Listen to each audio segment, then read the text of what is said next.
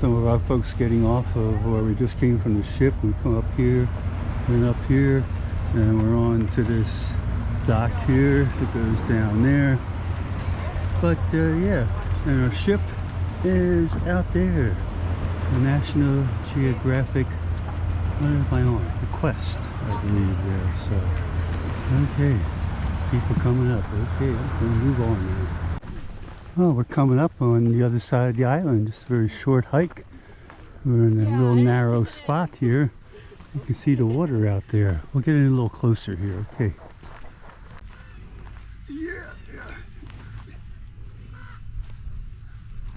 Close enough. Yay.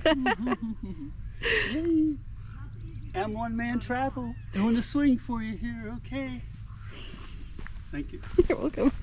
Well, we do have some cactus growing here, big clumps of them here. Not a great day, a little cool and overcast here, but yeah, you don't want to be parachuting down and land in that. Be like, ouch. All right, let's move on here. Oh, now he looks like a... That's a great posture there. Yeah.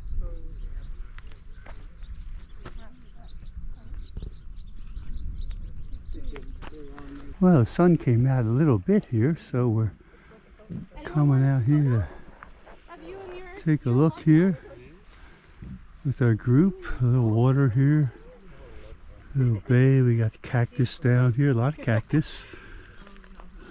Saw some cactus fruit there, cactus flower.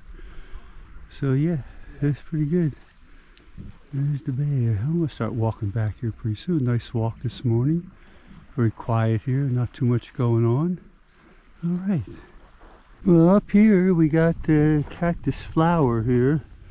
You can get my hand in there without getting jabbed. But there you can see it, the cactus flower. Yeah, there you go. Come back out there. It didn't get jabbed. There's another one here. There you go.